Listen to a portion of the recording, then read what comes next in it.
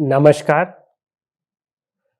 हमारा जीवन एक साधना है और वह साधना जो हमें पूर्ण सफलता की ओर ले जाती है, वही वास्तविक साधना होती है। और पूर्ण सफलता क्या है? हमारा मनुष्य जीवन का सार्थक हो जाना।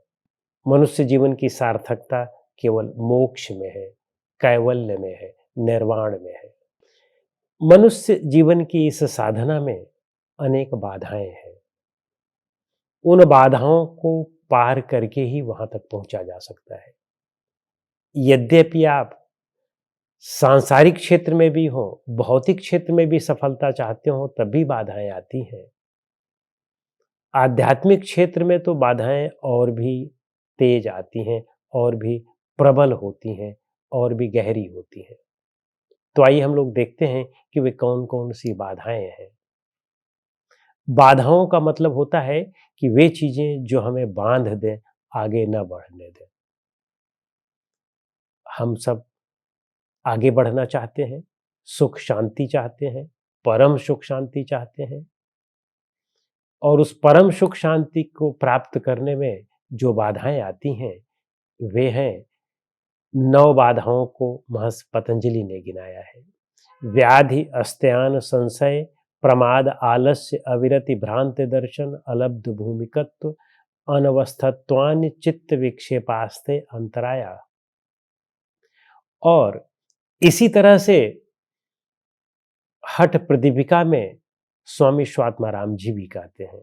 वे कहते हैं कि अत्याहारः प्रयासश्च प्रजल्पो नियमाग्रह जन संगाश्च लौल्यम च खट वीर्योगो विनश्यति। यानी उन्होंने 6 बाधाएं बताई और महर्षि पतंजलि साहब ने 9 बाधाएं बताई। महर्षि पतंजलि ने 5 बाधाओं को और आगे भी इससे जोड़ दिया है। तो आइए हम लोग इनको गहराई में देखते हैं कि कौन सी बाधाएं हैं। पहला उन्होंने कहा व्याधि। व्याधि का मतलब होता है शारीरिक रोग, और वास्तव में इसमें शारीरिक और मानसिक सारे रोग आ जाते हैं। आदि व्याधि सब आ जाते हैं। तो शारीरिक रोग भी एक बाधा है। जब आप जीवन में कुछ करना चाहते हैं और शरीर रोगी हो जाए, तब निश्चित रूप से आप जीवन में जो कुछ भी करना चाहते हैं, उसमें सफलता बड़ा मुश्किल होती है, क्योंकि मन हमेशा रोग में लगा रहता है, परेशानी में लगा रहता है, इस ओर दुखित रहता है।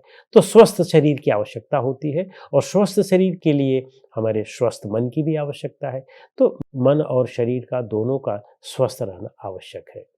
तो इसलिए इस बाधा को दूर करने के लिए योग आदि का अभ्यास बहुत महत्वपूर्ण सिद्ध हो सकता है। वैसे जितने भी अभ्यास हैं, जितने भी हमारी बाधाएं हैं, वे सारी बाधाएं अधिकतर मन से शुरू होती हैं। तो मन को यदि ठीक कर लिया जाए, तो सारी बाधाएं स्वतः ही ठीक हो जाती हैं। और इसीलिए पतंजलि इन सारी बाधाओं का जिक्र करने के बाद एक सूत्र देते हैं, और वह कहते हैं कि तत्प्रतिषेधार्थम एक तत्व अभ्यासः। जब आप एकाग्रता का अभ्यास करते हैं, तो इन सारी बाधाओं का प्रतिषेध हो जाता है, सारी बाधाओं का निदान हो जाता है, या आप सारी बाधाओं के दरवाजे को तोड़ देते हैं। इसमें जो सबसे प्रमुख बाधा है, जैसा कि मैंने बताया, वह मानसिक है। मन में ही जो है दूसरी बाधा जो आती है अस्त्यान की, वह मन में ही पनपती है। तीसरी बाधा संशय की है। याद रखें, संशय धारण करने वाला व्यक्ति किसी भी क्षेत्र में सफल नहीं हो सकता है। तो हम लोगों के मन में जो संशय होता है, वह हमारा नाश ही कर देता है, सर्वनाश ही कर देता है। इसलिए संशय से बचना सबसे बड़ी आवश्यकता है। मनुष्य हर समय संशय में रहता है। वह कभी एक मार्ग का सही चयन कर ही नहीं पाता है। वह सोचता है कि यह भी ठीक है, यह भी ठीक है, और इस वजह से न उसको माया मिलती है, न राम मिलता है। न माया मिली न राम। इस कहावत को चरितार्थ करते हुए आप देखें कि 99.99% लोग जो है, वह इसीलिए जीवन में असफलता प्राप्त करते हैं, क्योंकि वे हमेशा संशय में रहते हैं। वे सोचते हैं कि यह ठीक हो सकता है, तो उसमें कुछ दिन आगे के लिए बढ़ते हैं, और फिर जब थोड़ा सा आगे बढ़े तो फिर उनको यह संशय होने लगता है कि पता नहीं अगला देखो वह दूसरा कुछ कर रहा है, वह बिजनेस कर रहा है और उसमें बहुत आगे बढ़ रहा है, तो फिर वह बिजनेस की ओर उन्मुख हो जाते हैं। मन तो उनका बिजनेस में रहता है कि वह बिजनेस करें और करते कुछ दूसरा रहते हैं। जिस क्षेत्र में पहले लगे थे, मान लो अगर कर भी रहे हैं और मन बिजनेस में लगा हुआ है या मन और कहीं लगा हुआ है, और फिर जब पूरे मन से कोई कार्य नहीं करते हैं तो सफलता मिलना वैसे भी संदिग्ध है, नहीं मिल सकती है, संभव ही नहीं है, असंभव कह सकते हैं। तो इसलिए संदेह जो है उसका निदान हम सबको करना चाहिए। जीवन में खूब सोच विचार करके जो कुछ भी निर्णय लें उसको सोच विचार करके निर्णय लें, और एक बार आपने वह निर्णय ले लिया है तो जब तक आप उस पर पूर्ण सफलता ना प्राप्त कर लें तब तक पीछे कदम ना हटाएं, क्योंकि कोई भी मार्ग ऐसा आपको मिलेगा ही नहीं कि जो अबाध हो, बिना बाधा के हो। कोई आप दूसरा भी मार्ग पकड़ेंगे उसमें भी बाधाएं आएंगी, बिना बाधा के कोई आगे बढ़ ही नहीं सकता है। बाधाओं का आना तो अनिवार्य है और यह मनुष्य जीवन का स्वभाव है कि बाधाएं तो आएंगी ही आएंगी। और इसीलिए कबीर साहब कहते हैं कि साधु होना चाहिए पक्का होए के खेल, और कच्ची सरसों पेर के खरी भया नहीं तेल। यानी कि अगर आप मान लो साधु मार्ग में आ रहे हैं, अध्यात्म मार्ग में आ रहे हैं, क्योंकि अध्यात्म मार्ग में यदि आप संशय में हैं तब तो आपने समझ लिया कि आपने अपने पैर पर कुल्हाड़ी मार लिया। बाहर के मार्ग में भी वैसे संशय में भी आपको पैर पे कुल्हाड़ी आपने मार लिया, सांसारिक मार्ग में भी, लेकिन उसमें यह है कि कुछ न कुछ तो आप आगे बढ़ ही जाते हैं। लेकिन अध्यात्म के मार्ग में तो एक पग भी संशय के द्वारा आगे नहीं बढ़ा जा सकता है। तो वही कहते हैं कि यदि आप अध्यात्म के मार्ग में आ गए हैं तो पूरी तरह से सोच विचार ले, ठोक बजा ले हर एक स्थितियों परिस्थितियों को, खूब अच्छी तरह से उस पर चिंतन मनन कर लें। क्योंकि जैसे कच्ची सरसों होती है, यदि आप कच्ची सरसों को पेरने के लिए डाल दें घानी में तो उसमें से न तो तेल निकलता है और न ही खरी निकलती है, कुछ भी नहीं निकलता है, बेकार हो जाता है, वो किसी भी काम का नहीं आता है। लेकिन पक्की सरसों अगर आप डालेंगे जो पक गई है, उसको जब आप डालेंगे तो उससे तेल भी निकलता है और खरी भी निकलती है। तेल का उपयोग आप करते हैं, खरी का उपयोग जानवरों के लिए कर देते हैं।